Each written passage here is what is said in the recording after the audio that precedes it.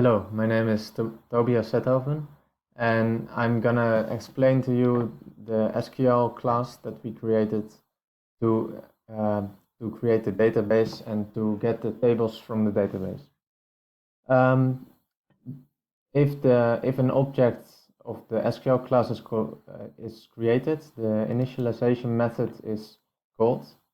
This takes the parameters, the username, the passwords, the port, and the SQL path, where we have the SQL file located. First, the connection is made to the MySQL database, and a cursor is created, which will be used to create the queries. Then the method useDatabase is called. This one is defined here. We are first dropping the database if it already existed, and then creating it again and using it. So that is quite straightforward. And then in initialization, we also call the run file method, which is defined down here.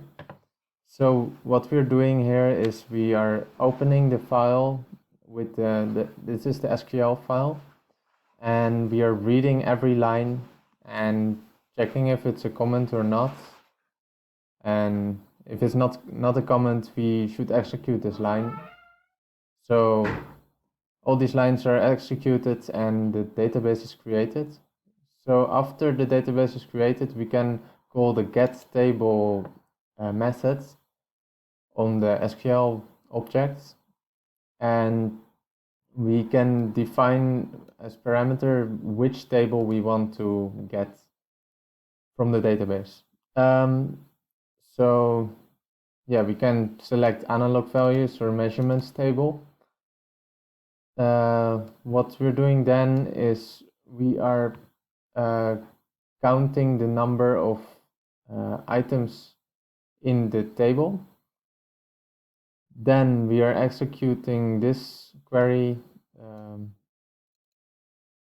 So we are counting the number of buses, and we counting the number of time stamps, and then we are selecting all the values from the table ordered by time and name, and we are printing them in. We are storing them in the data variable.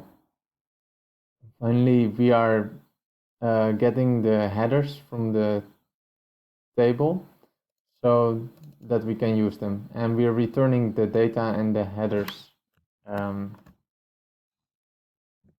Oh, yes, there it is. And we are returning the headers and the data to be used further. That's it.